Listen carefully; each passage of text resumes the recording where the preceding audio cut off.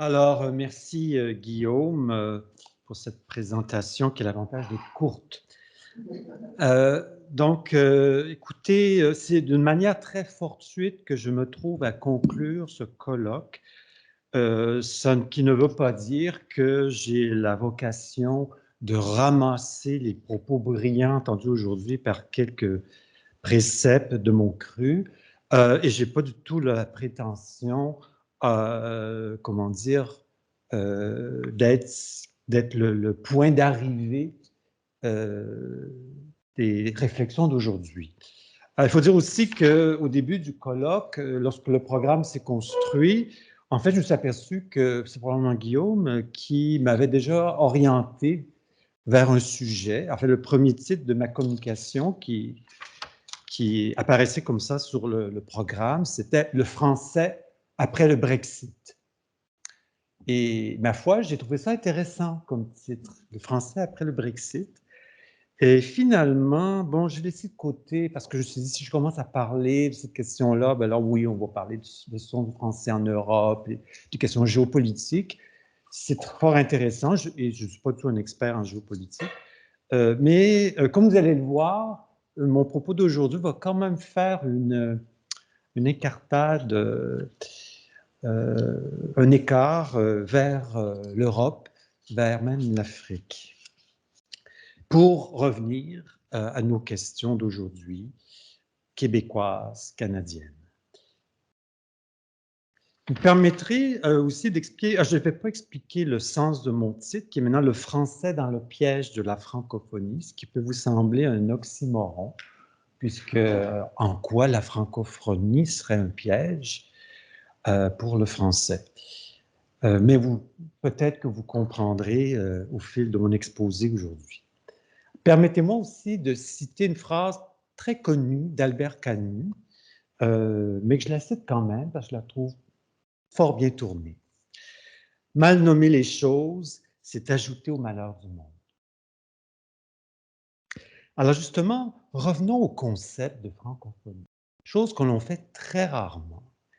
Et les quelques écrits qu'on peut consulter sur cette question-là nous ramènent tous à un personnage historique qui est réel, un Français, Onésime Reclus. C'est tout un nom. Et né vers 1837, meurt en 1916. C'est vraiment un homme de la Troisième République française. Et en fait, en partie, mais on peut dire que sa carrière adulte est essentiellement à partir de la Troisième République. Et c'est un géographe, grand voyageur. Il a même voyagé ici au Canada et ce voyage semble l'avoir fortement impressionné.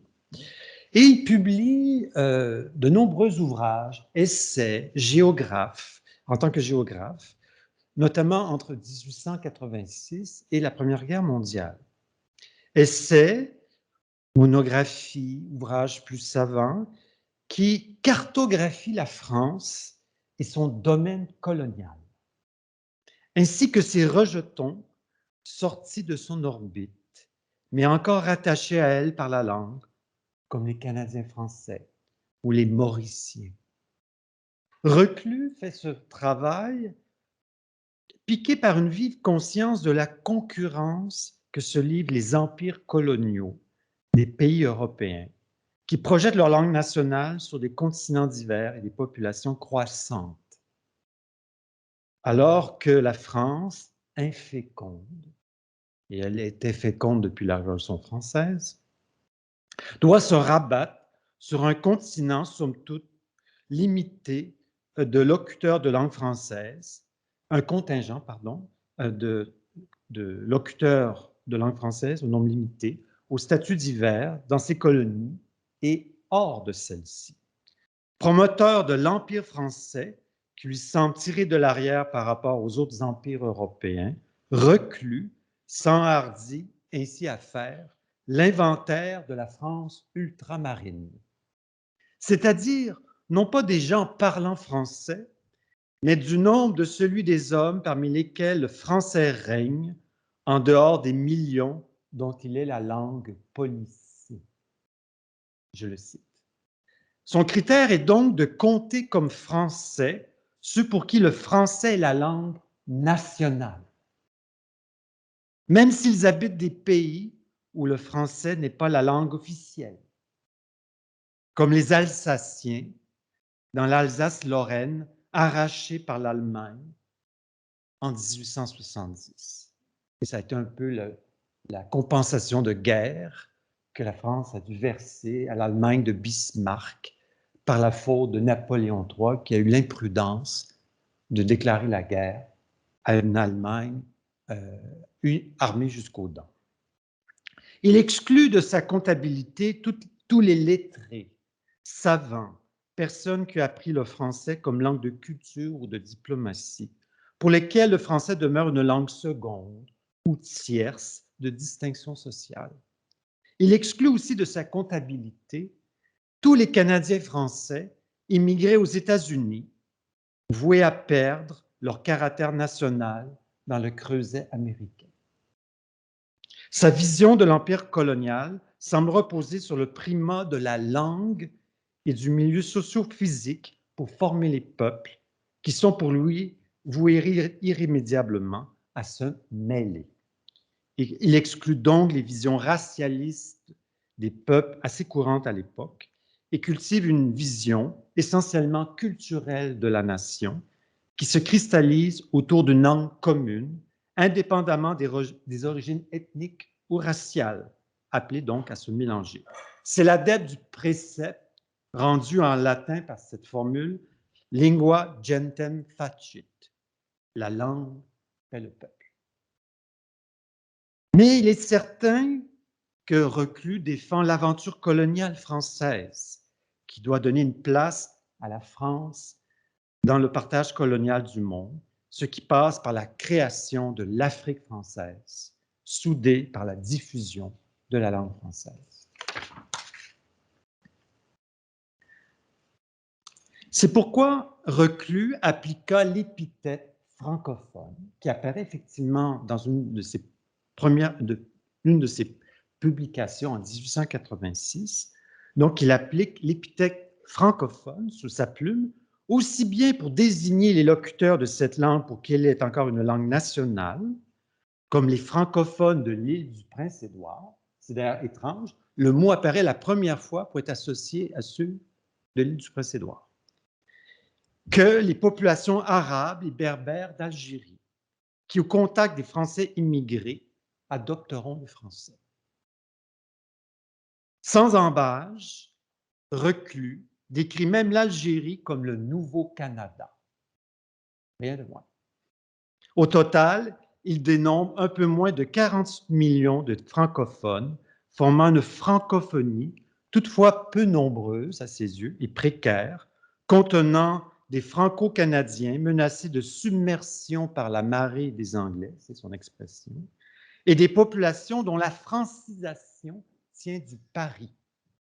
En ce sens, la francophonie contient, outre des Français possesseurs d'une nation et d'un empire colonial, deux catégories de dépossédés politiques. Les petits peuples français minoritaires, sous domination politique d'une autre nation, des peuples dépossédés par l'intrusion coloniale, à qui le français est promis en partage. Ces derniers font partie des francisables, des Français par destination. C'est l'expression qu'utilise Reclus. Mais Reclus ne désespère pas des premiers, ces Canadiens français. Ils sont tellement féconds et admirables par leur résistance que la France devrait les inviter à s'établir dans ces colonies du nord de l'Afrique ou du Madagascar pour aider la métropole à les nationaliser. On note toutefois un flottement dans le vocabulaire de Reclus. Au terme de francophone, qui apparaît dans son ouvrage France, Algérie et colonies, celui que j'ai cité là, de 1886, il préféra celui de francisant dans un autre publié en 1904 intitulé Lâchons l'Asie, prenons l'Afrique. C'est des titres assez orientés. Comme si le géographe prenait conscience des difficultés que posent les concepts de francophone et de francophonie. Reclus dit peu de choses sur le choix de ces termes comme tels, francophone ou francisant. Force est de constater que c'est le premier terme qui s'est imposé dans les usages, alors que l'autre est tombé dans l'oubli. Alors, en considérant la genèse de l'idée de francophonie dans la prose géographique d'Onésime Reclus, on est frappé que les usages actuels du concept de francophonie et de francophone ont changé du tout au tout.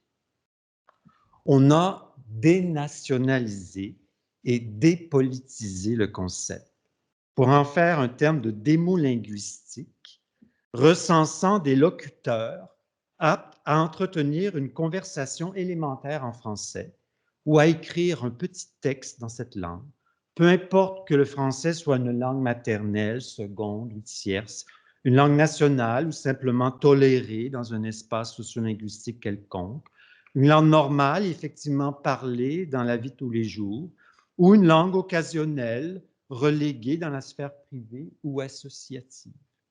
Il n'est que de consulter les diverses estimations du nombre de francophones préparées par divers organismes publics issus de la francophonie internationale, du Canada ou de la France. En réalité, les méthodes d'estimation du nombre de francophones varient beaucoup d'un pays à l'autre, d'un continent à l'autre. Mais ce qui s'en dégage, c'est que le francophone est celui qui possède une compétence en français, soit du fait d'avoir été alphabétisé dans cette langue, de l'avoir reçue comme langue maternelle, ou de pouvoir participer dans une conversation dans cette langue. L'Organisation de la francophonie, l'Organisation internationale de la francophonie, compte comme francophone quiconque fait un usage quotidien de cette langue. Ces approches conduisent à amplifier le nombre de locuteurs, sans prendre en compte le contexte d'évolution, le statut réel ou juridique de la langue et l'appartenance ou non du locuteur dit francophone à une collectivité autonome apte à ériger le français en langue normale de la vie nationale. Ainsi, pour le Canada, on arrive à des pourcentages extraordinaires de francophones. Près de 11 millions de francophones en 2018, 29,5% de la population.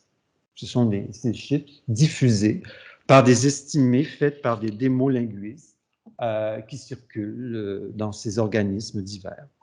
Ce qui donne environ 11,4% d'Ontariens francophones, 42% de Néo-Brunswickois francophones, 93,3% de Québécois francophones. Puisqu'on comptabilise finalement toute personne qui semble pouvoir avoir une quelconque connaissance du français. Avec cette méthode merveilleuse de calcul, on arrive même à la conclusion qu'il y aurait au Royaume-Uni presque autant de francophones qu'au Canada, où 16,4% de la population britannique se qualifierait au titre de francophone. Il s'ensuivrait aussi que la Belgique serait francophone à 75,5%, et que l'Italie et l'Allemagne compteraient chacune plus de francophones que le Canada à lui seul. Quelle abondance! Alors, après ces considérations sur la généalogie de la francophonie, du francophone comme concept, et sur les usages statistiques que l'on fait maintenant un peu partout autour de ces concepts, regardons le Canada. Ma thèse, c'est celle que je vais défendre ici, c'est qu'en fait, pour reprendre le terme utilisé ce matin par François Charbonneau, effectivement, les politiques linguistiques au Canada, et ça inclut la politique fédérale, mais j'inclurai également la politique québécoise, sont des politiques de pacification linguistique, mais ça s'est fait au prix de la dénationalisation du français. Et pour moi, cette dénationalisation, elle résulte volontairement ou involontairement de ces deux politiques. Pas uniquement, mais en grande partie. Le Canada a construit soigneusement sa politique linguistique en évitant de reconnaître le fait français comme un fait national minoritaire. Par sa politique de langue officielle, qui a écarté la notion de langue nationale en se fondant sur une ancienne distinction du droit constitutionnel suisse entre langue officielle et nationale, distinction aujourd'hui disparue. Il a préféré la notion de langue officielle, impliquée déjà dans la Constitution canadienne, notamment l'article 133 que vous connaissez fort bien. Il a ainsi fait du français une langue d'affichage et de rédaction obligatoire dans le droit à l'administration publique et d'utilisation accidentelle et facultative pour le reste, sur demande de locuteurs francophones qui, malgré la pression à l'anglo-uniformité canadienne, demanderaient des services dans leur langue, là où le nom le justifie, à la merci du rationnement et de la bonne volonté des administrations des États provinciaux. Érigé pour sa part en majorité linguistique, le Québec est entravé dans sa capacité d'ériger le français en langue nationale réelle par la stratégie fédérale de l'individualisme juridique, de la symétrie de traitement des minorités de langue officielle et un clientélisme financier qui attache aux subventions fédérales une constellation d'associations aujourd'hui de plus en plus déclinées en phones, francophones et anglophones, ce qui consomme aussi l'effacement du Canada français, remplacé par le concept dépolitisé et inconsistant de francophonie canadienne, qui ne renvoie à aucune collectivité politique définie qui lui soit propre. Ce processus de dénationalisation du fait français est certes complexe. Il est aussi nourri, ou a été nourri en partie, par le nationalisme québécois, qui, en se territorialisant, a laissé sur la touche une partie de l'ancienne nation canadienne, reléguée dans une sorte de purgatoire politique et géopolitique, le hors-Québec, désormais fractionné en une multitude de communautés réelles ou plus ou moins réelles, fédérées par l'étiquette francophone, revendiquée même par plusieurs des associations qui jadis étaient canadiennes-françaises ou portaient une identité franco-provinciale. Et on pourrait nommer plusieurs de ces associations: Fédération francophone de la Colombie-Britannique, Assemblée de la francophonie de l'Ontario, Société de la francophonie manitobaine, mais les Acadiens tiennent bon et ont quand même conservé une appellation qui a conservé, à mon avis, un sens national. Ainsi, dans bien des cas, les notions de francophone et de communauté se sont donc substituées à celles de Canada français. On pourrait aussi s'interroger sur l'emploi de ce mot communauté qui s'est généralisé pour se substituer à l'idée ancienne de nation canadienne ou canadienne-française. Ce mot-là, en fait, comme le savent plusieurs sociologues, a en partie une origine religieuse. Elle nous vient du protestantisme américain, notamment, ce que notait Max Weber dans certains de ses écrits. Donc, penser la société comme un réseau de communautés fédérées par une adhésion éthique commune, ça nous vient, ça, en fait, du protestantisme américain. Et pendant longtemps, quand le Canada français était très catholique, il ne se présentait pas comme une pluralité de communautés. Il y avait des paroisses, et puis l'Église catholique, elle se voyait comme une société. Et elle disait même une société complète. Donc, communauté avait un sens précis. On désignait sous l'étiquette communauté une communauté religieuse. Vivre en communauté, ça avait un sens très précis dans la culture catholique d'antan. Bon, ces choses-là se sont perdues, mais à mon avis, derrière la généralisation du concept de communauté, il y a aussi un phénomène d'acculturation sociopolitique à l'imaginaire anglo-saxon. Bon, on pourrait creuser cette question-là, mais bon, c'est une digression. Un fait fondamental qui n'a pas changé depuis la conquête.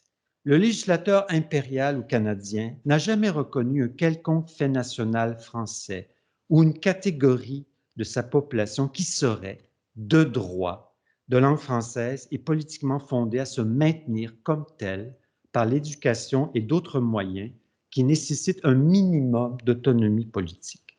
Le français est seulement une réalité accidentelle, autorisée à subsister comme phénomène individuel résiduel à travers un système politique divisé en territoires, en États provinciaux ou pouvoirs similaires, ou à peu près. Ce qui veut dire que les Canadiens qui persistent à parler le français peuvent continuer à le faire entre eux et utiliser les institutions mises à leur disposition, là où ils sont assez nombreux pour les maîtriser, pourvu que rien ne soit enlevé sur tout le territoire canadien à la primauté de l'anglais et à la primauté donc de l'anglais et des privilèges et droits associés.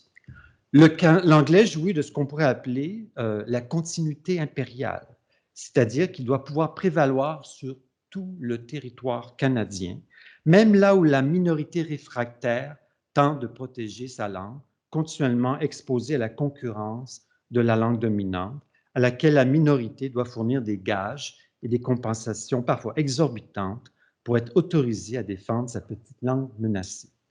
Par ailleurs, et ce fait a été souligné ce matin par François Charbonneau, le Canada applique sans discontinuer depuis 1867 une politique de minoration et de marginalisation démographique du fait français en acceptant sur son territoire un pourcentage d'immigrants déjà francisés nettement inférieur au poids réel de sa population française et dirigeant vers le Québec des nombres importants, sinon disproportionnés, d'immigrants anglicisés ou ceux qu'on appelle dits anglotropes, qui ont tendance donc à opérer des transferts linguistiques vers l'anglais. Cela dit, le Québec, par ses diverses politiques linguistiques ou autres, contribue lui-même à dénationaliser le français, qu'il dit vouloir protéger et promouvoir. En fait, malgré tous les efforts déployés depuis la loi 22 pour faire du français la langue officielle du Québec, force est de constater qu'il y a sur le territoire québécois 2 langues nationales concurrentes. Concurrence qu'avalise et finance l'État québécois lui-même, sans compter le fait qu'il concède, bon gré mal gré, le rôle fonctionnel de langue officielle à ces 2 langues. Tout d'abord, quoi qu'on dise, l'anglais est une langue officielle au Québec. Une langue officielle non déclarée, mais néanmoins réelle, dont l'emploi s'impose à des activités névralgiques de l'État du Québec. Législation, réglementation, langue de la justice, des débats parlementaires. C'est aussi une langue administrative dans les ministères centraux du Québec, dans le public hospitalier et dans plusieurs municipalités. Mais là où le bas blesse, c'est la question, bien sûr, de l'éducation. Alors, on sait, on en parle, Madame Poirier se posait la question de la nation tout à l'heure. Bon, c'est un vaste sujet, la nation, il y a plusieurs théories de la nation. Mais en sciences politiques, parmi les théories de la nation, il y a celle qui insiste justement sur le rôle de la langue nationale pour construire l'État. Et cette construction passe par l'éducation. L'État se construit à travers l'éducation formelle qu'il va mettre sous sa coupe pour finalement recruter ses élites, étendre son autorité législative et technique sur le territoire et préparer les compétences nécessaires, les métiers, etc., au fonctionnement du système social. Et donc, plus une langue est investie par l'État à travers l'éducation, on pourrait dire plus, d'une certaine façon, elle acquiert un caractère national. Et cet investissement, évidemment, commence très tôt par l'école, l'instruction obligatoire, mais ensuite se poursuit à tous les échelons du système éducatif. Or, ce qu'on observe au Québec, c'est qu'il y a une coupure qui s'est opérée au postsecondaire. La Charte de la langue française, vous connaissez l'histoire, a rendu l'école obligatoire pour ceux qu'on appelle les néo-québécois, mais seulement pour le primaire et le secondaire. Et même quand vous lisez, d'ailleurs le texte est apparu à l'écran tout à l'heure, vous lisez comment on formule l'obligation scolaire en français au Québec, eh bien, c'est assez étonnant. c'est très, très mince. Le français est la langue de l'enseignement en classe. Point. Le français n'est pas nécessairement la langue de l'école. C'est juste une langue d'enseignement dans la classe. Puis il n'y a aucune obligation de l'apprendre qui est attachée. Alors que si vous lisez la loi sur l'instruction publique, il y a quand même des obligations d'apprendre ou de faire certaines choses qui sont nommées, mais pas celles d'apprendre le français. Donc, d'une certaine façon, puisqu'on a vu les choses sous un angle juridique, on peut dire d'une certaine façon, le français existe comme une langue d'exposition dans les classes, quoi qu'on en apprenne. C'est-à-dire qu'on n'en voit pas le français nécessairement comme une langue globale du système éducatif, même au primaire et au secondaire. Et beaucoup d'étudiants l'ont compris, c'est d'autres langues qui sont parlées dans les corridors, dans la cour de récréation. Ensuite, regardons le système postsecondaire. Comment fonctionne-t-il? C'est un marché bilinguistique aux étudiants financé par l'État du Québec lui-même. On a deux systèmes entièrement autonomes, parallèles, également financés par l'État du Québec, qui s'offrent, comme un buffet d'ailleurs, à toute la population québécoise. Et la conséquence, à mon avis, de ce système de marché public, car c'est quand même les fonds publics qui alimentent ce marché, c'est que le français, finalement, est une langue obligatoire, mais pour les enfants. Et alors, dès que vous accédez à l'âge adulte, et même un peu avant l'âge adulte, parce qu'en fait, le choix du cégep se fait dans les faits à 16 ou 17 ans, donc à la session d'hiver du secondaire 5. Donc, dès qu'on accède à cet âge magique, soudainement, le français devient une simple langue optionnelle. Et l'anglais devient une langue tout à fait admissible pour s'instruire jusqu'au postdoctorat, à même les fonds publics. Et ce qui veut dire aussi, implicitement, et certains l'ont parfaitement compris, qu'on peut finalement parfaitement évoluer au Québec en ayant du français une connaissance qui ne dépasse pas un secondaire 5. Et c'est très bien ainsi. Et comme quelqu'un, c'est M. Dansereau, je pense, qui l'observait, un médecin, effectivement, pour pratiquer la médecine au Québec, n'a pas besoin d'avoir du français une connaissance qui dépasse le secondaire 5. Alors, on a ce phénomène, à mon avis, qui est entretenu par notre système postsecondaire, de deux langues concurrentes. Et ce ne sont pas seulement des langues d'éducation, ce sont des langues d'intégration professionnelle, c'est des langues de réseautage qui, dans bien des cas, durent toute la vie. Ensuite, on sait fort bien que l'éducation postsecondaire, c'est celle qui forme les élites culturelles, politiques, juridiques, financières, etc. Les États à travers le monde comptent sur leurs universités, leurs collèges ou les lycées, peu importe comment on les appelle, pour reproduire les élites de la nation. Donc, et la reproduction des élites au Québec se fait dans deux langues qui sont en concurrence et l'État maintient cette concurrence.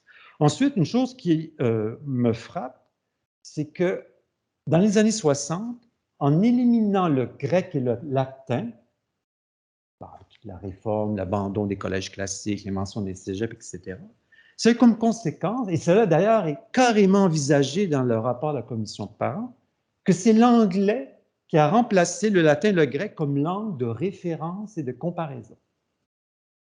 Parce que pendant des siècles, comment apprenait-on la langue nationale ou vernaculaire? Mais toujours par une comparaison soutenue avec une langue ancienne, ou deux langues anciennes. C'est comme ça que les langues nationales en Europe se sont construites. Et là, on a dit, voilà, on élimine ces vieilles langues, elles sont inutiles, etc. Bon. Et quelle a été la conséquence? C'est qu'on a laissé toute la place à l'anglais. Et on n'a introduit aucune autre langue d'apprentissage obligatoire. On aurait pu dire, voilà, très bien, l'anglais, oui, mais on va ajouter l'espagnol ou d'autres langues pourraient être laissées au choix des écoles, des commissions scolaires, peu importe. Et quand on fait le tour du monde, on voit bien que enseigner 3 langues, voire 4, comme en Suisse, c'est pas la fin du monde, c'est dans l'ordre du faisable. Mais l'anglais a pris la place qu'occupait jadis le grec et le latin, pour une élite, certes, de langue de référence et de comparaison. Donc, le petit Québécois aujourd'hui qui apprend le français est exposé constamment à l'anglais par l'apprentissage intensif, mais pour comprendre le français, quel est son comparateur? C'est toujours l'anglais. Ce n'est pas l'espagnol, ce n'est pas d'autres langues, il y a juste l'anglais qui est disponible. Et à mon avis, ça a une conséquence profonde sur la manière dont on apprend le français et le considère.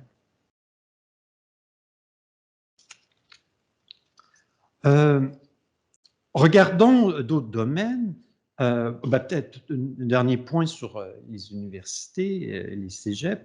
Par ailleurs, je me suis, en fouillant un peu la question, je me suis aperçu que, en fait, l'idée qu'il y ait des cégeps anglais ou français, ou des universités françaises ou anglaises au Québec, ce sont justement des idées. Mais ça n'a jamais été enchâssé dans le droit, sauf quelques exceptions.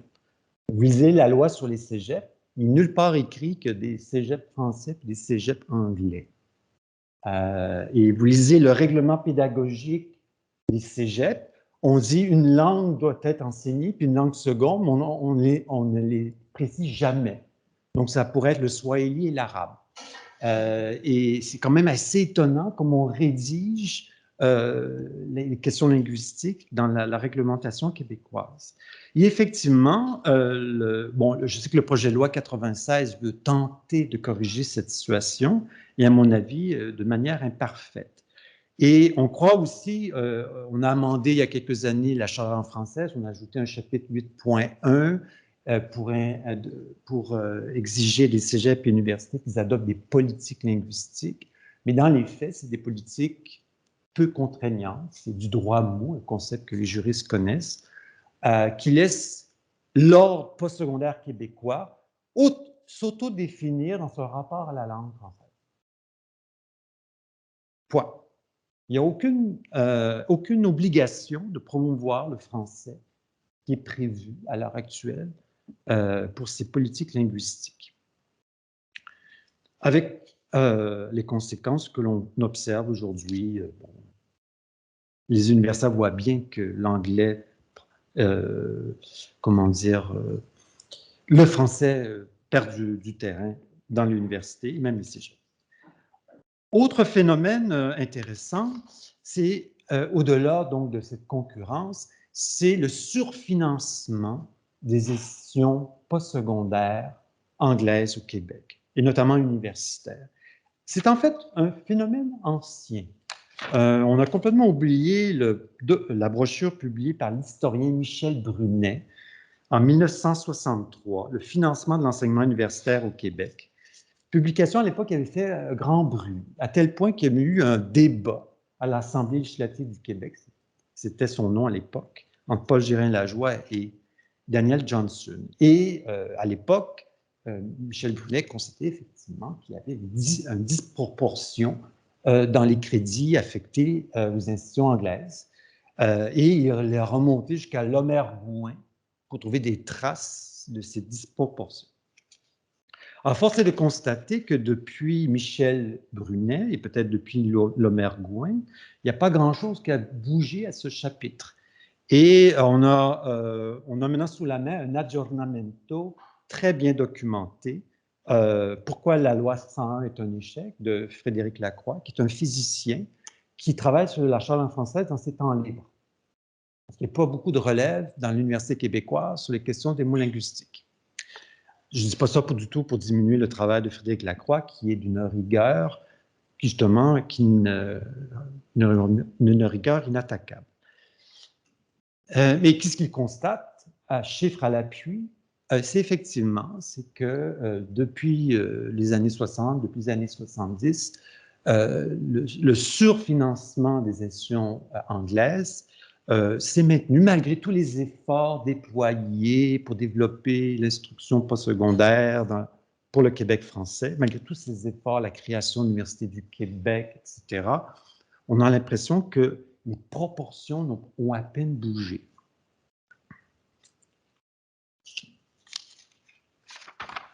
Et donc,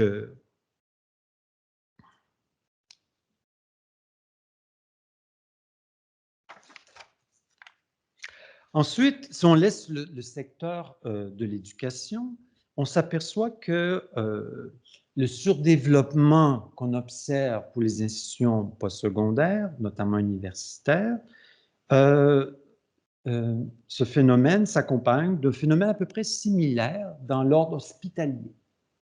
Alors, par exemple, sur l'île de Montréal, on a la suite de la réforme Barrette, du ministre Barrette de la Santé. On a 5 CIUS, donc ces grandes agences là, qui maintenant aujourd'hui délivrent les services hospitaliers de santé.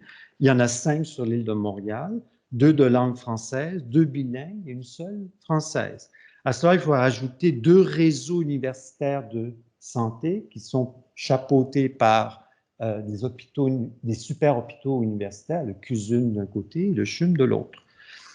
Et ce qu'on observe, c'est finalement une répartition des ressources qui avantage très nettement le secteur anglais sur l'île de Montréal. On a, selon des données toutes fraîches qu'on m'a données, il y aurait à Montréal 74% des lits d'hôpitaux qui sont dits anglophones ou bilingues. 45% des soignants sur l'île de Montréal travaillent en anglais.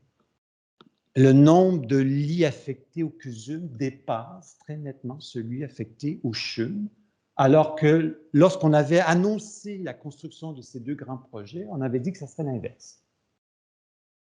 Alors, je pourrais multiplier les exemples, là, mais qui nous montrent qu'il y a des disproportions extraordinaires.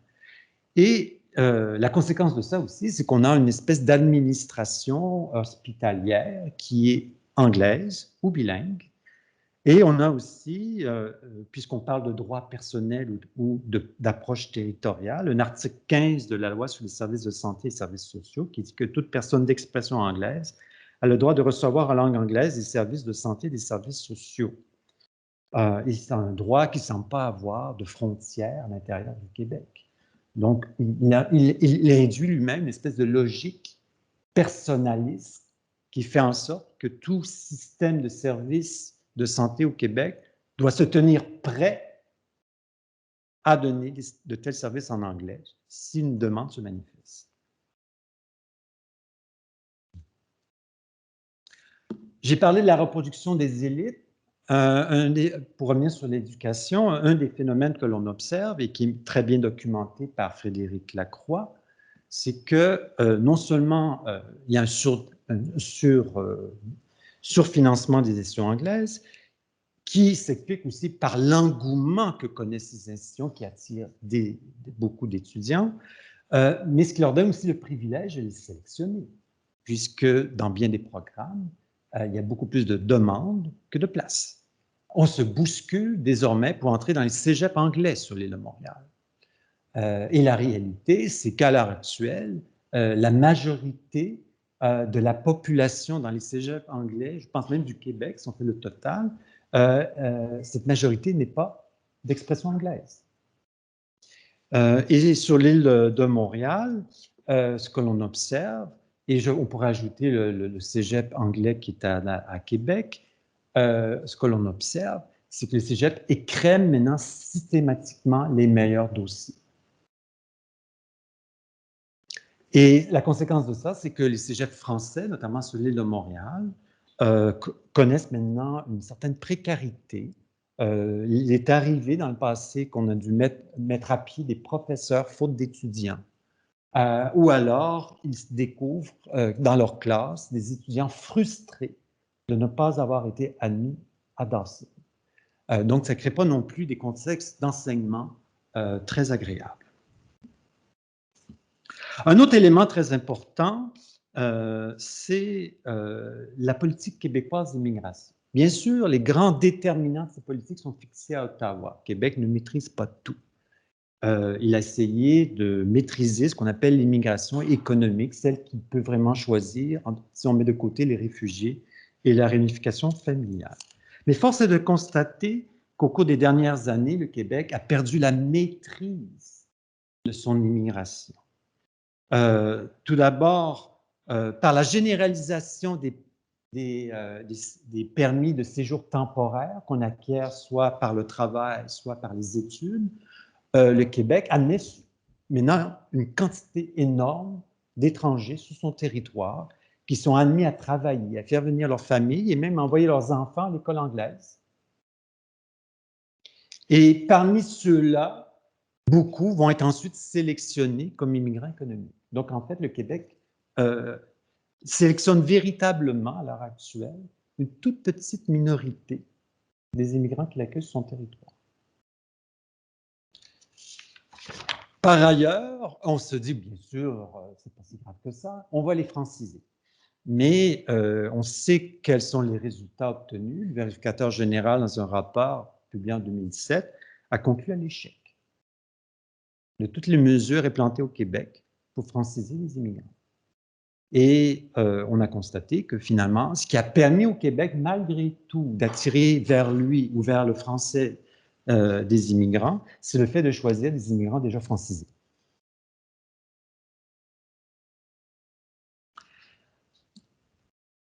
Au-delà donc de ces politiques,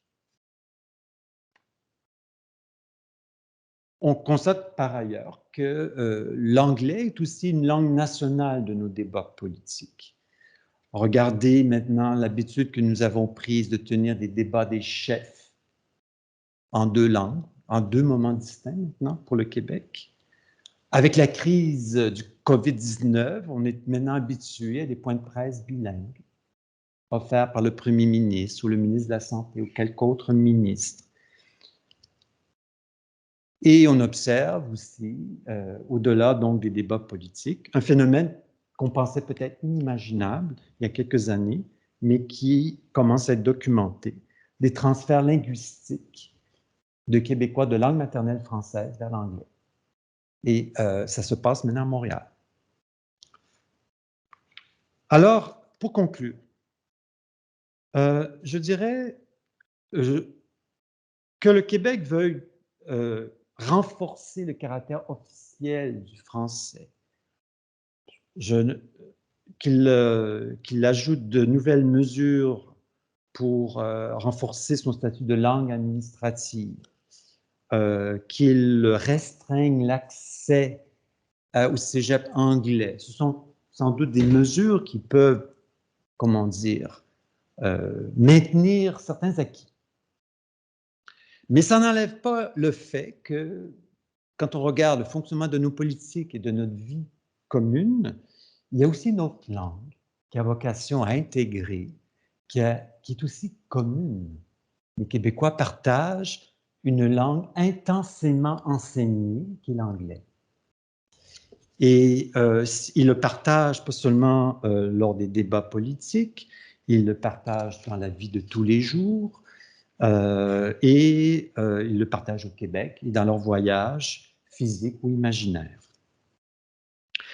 On pourrait donc dire que le Québec, pour finalement faire le lien avec mes propos du début, est de plus en plus francophone, mais de moins en moins français. C'est ça le grand paradoxe, c'est peut-être ça le piège de la francophonie. Et d'ailleurs, le projet de loi 86, bien loin de vouloir réfréner ce phénomène, l'encourage. Je vais vous lire un article qui se trouve dans le projet de loi actuel, un article 156.2. Le ministre, on parle de nouveau ministre de la langue française, doit, dans le cadre de ses fonctions, favoriser la connaissance, la protection, la mise en valeur et la transmission du patrimoine linguistique francophone du Québec. Le patrimoine linguistique francophone du Québec est formé des connaissances sur la langue française, en usage à un moment ou un autre au Québec, ayant été portées sur un support de toute nature. Les connaissances ainsi portées sur un support sont un élément de ce patrimoine. Quand on y songe, c'est une expression quand même très bizarroïde.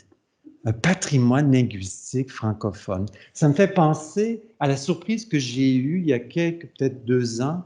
Je suis allé au Centre Bell avant la pandémie à Montréal et je suis tombé sur un panneau où il était écrit « Si vous parlez francophone, allez vers la gauche ». Alors voilà, nous en sommes là, nous en sommes au fun. D'ailleurs, pour terminer sur une note philosophique, vous savez, phone vient du grec phoné, qui signifie en fait la voix, un son ou même un cri. Dans la tradition philosophique occidentale, depuis Aristote, l'espèce humaine se distingue des animaux doués, eux, de voix par le logos, le discours rationnel. Bref, il n'est pas anodin que le français, aussi bien dans la langue officielle que dans la langue courante, ait cessé au Québec de qualifier des réalités tout à la fois linguistiques et nationales pour être réduit à la dimension purement phonétique et parler de la langue, comme si arrêté dans son développement, il ne pouvait exprimer le logos humain. Pourtant, le français, c'est celle qui dit « je pense, donc je suis ». Merci.